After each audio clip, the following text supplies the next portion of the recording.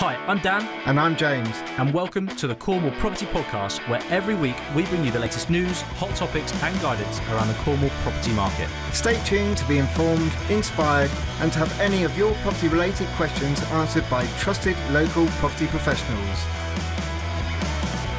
Welcome back, I'm Dan. I'm James. And this is episode 47 of the Cornwall Property Podcast. And our aim is to inform, educate, inspire you guys to get involved with property. And we're focusing a little bit more on Cornwall than you were, as you could probably expect. So again, this is our Ask Dan and James episode. It certainly is. And just remember, without you guys, we wouldn't have the podcast. And just remember how you get in contact with us. And that's going to cornwallpropertypodcast.com.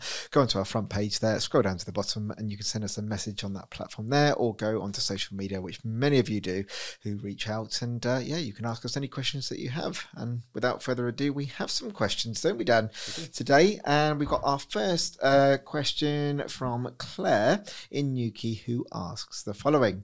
Love the podcast, guys. Thanks so much for all the value and content you share. You are very welcome, Claire. I have savings ready to invest in property, but I'm concerned the market is going to fall away when I buy. Shall I wait to see what happens in the market, or shall I get involved and buy now? Good question, and one question that's probably on many people's mind. Yeah, I've lost count of how many times I've been asked this question over the last month. But no, thanks for getting in touch, Claire. And obviously, please, any questions, if you're thinking it, I guarantee others will be, and I know they are on this one, in this case as well. So again, firstly, Claire, brilliant. Well done on savings and accumulating the savings that you say you've got. Brilliant. I suppose my first question is a property for you, or in terms of to living as a residential, or are you buying it as a buy to let?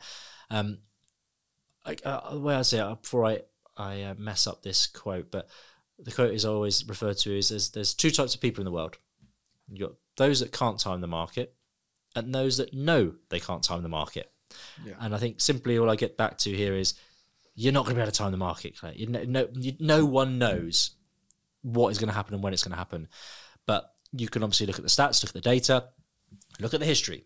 And we've rabbled on about this and babbled on about this so many times, and apologies if you're sick and tired of it, but please let it hit home.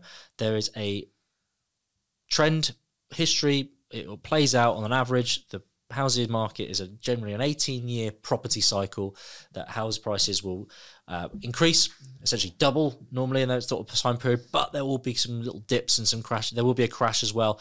But you look at the figures, it's not saying every 18 years it's going to happen, an average of 18 years. But look at the data and looking at where we are and the market conditions currently, it's kind of playing out quite nicely in terms of the history of what typically does happen and when things happen. And with that in mind, looking at it and even just listening to economists that have been studying this for years, they think and they feel the market is potentially going to see a correction in 2 to 3 years' time. There's a lot of stimulation going in the market at the minute. There's obviously the stamp duty cuts. There's things that are really attractive to help people get on the market and get on the ladder. We mentioned it in last week's property podcast. And I think if you've got money to invest, even like people have been worried about this all year this year, Claire, but say this question was coming to us in January, now knowing how the market has panned out, now we're just coming into November, there's been about 9% growth, 8 to 9% growth this year. And if you were umming and ahhing about investing in January, and you've still waited for that crash, all the way now until the end of October, November time, you'd have missed out on 9% growth. Now, this is, again, people are still worried this might happen again next year, and that's another 9% growth, or maybe not as high, even 5% growth you'll missed out. That's then 14% growth you've missed out on by just not doing anything. All right, then we'll have a crash, but that might be after 2.5 years of growth, a year's worth of growth. Well, you're already up 14% potentially, however long that growth continues for. And when the crash comes or correction comes, it might only drop 10%, 15%, I don't know, 20%. But as long as you're holding that property for the long term, you're not going to lose out.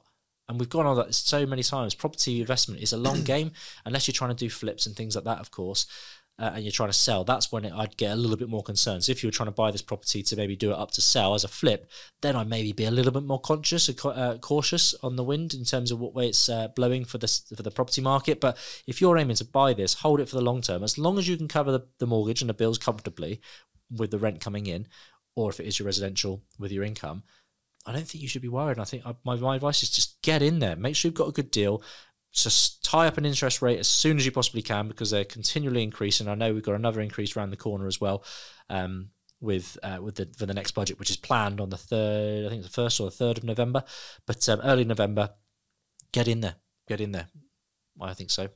Yeah, I think there's some really, good points you've made there, Dan. And try, as we always say, not to look too much like at the press picture. The press, can often, when they talk about it on the news, they're talking about the UK as a whole, and market demand and supply, which many businesses operate on, can be so different in different places. Even in Cornwall, if we break Cornwall down, there's different demand and supply areas.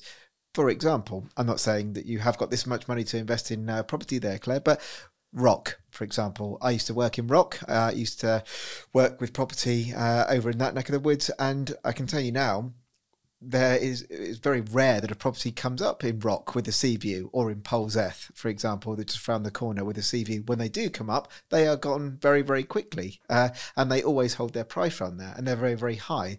Why is that? Is because there is loads of demand, albeit it might be people out the country, whoever is buying those properties, they want those properties, but there is just little supply. So that's quite a good place to, if you can get your hands on, if you're lucky enough to, you're going to be able to make some money there, especially if it needs a renovation or something like that. It's no different with having a property out on the Roseland as well in Cornwall. That's a very popular place, but very rarely do properties come up there for you to buy. And looking at your question, I don't know whether you're looking to rent. You might not do a buy-to-let situation. A recent episode, we had a property in Newquay that was a 5-bed that needed a full renovation. You might have that, and then you might want to flip it and sell it to a family that wants to buy a home. So it really just depends. But definitely that the market in Cornwall, compared with lots of other places in the UK, is still very, very buoyant. And that's because there's quite simply, there's more demand than there is supply. And the agents that we are, on a weekly basis, they're all saying the same as well, that, we're asking them,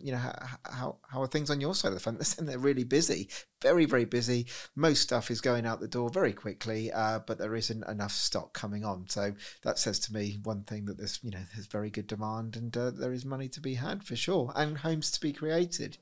Definitely. And I think what you're finding a lot of is people are putting the properties on the market at a maybe inflated price realistically, and we're seeing reductions because they're realizing that people aren't as keen in terms of to make a silly offer nowadays as we were seeing maybe this time last year, but they're now being reduced back to a realistic price, so where it should probably be. So I think there's some opportunities that will be around, Claire.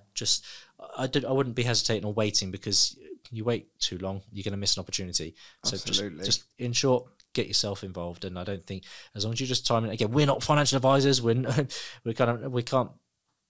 sure we're clear on that. But if we were in your shoes, and we are essentially, we're still buying now, because we're confident that we're planning to hold these properties for the long term, and we're making sure we're buying at a good price, and we know our figures. So that's key, buying it at a good price. And if you are really, really, really worried about the market, where it might go, I would probably suggest that maybe don't buy a property that is literally turnkey, ready to go. Do something that you can add a bit of value to and increase that price of the property, so that if the market does drop a little bit, 5-10%, whatever it might be, I'm not saying that's going to happen, it's not really predicted that that's going to happen, but if it did, because you've managed to add that much value through a renovation, because the property was a bit tired, then you kind of put yourself a contingency net there. Do something where you can add some value. Definitely. And obviously just don't go over the top. Make sure you're speccing it to the target market as well. Exactly. Next question then. Here we have got from Clint in Liskeard, who asks, thanks guys for all the great content and the value on the podcast. Thanks, Clint. Much appreciated. I have a pot of cash in the bank from inheritance and keen to invest in property, as it seems a good way to make my money work. I am worried about interest rates versus rent coming in. Will there actually be any profit for me?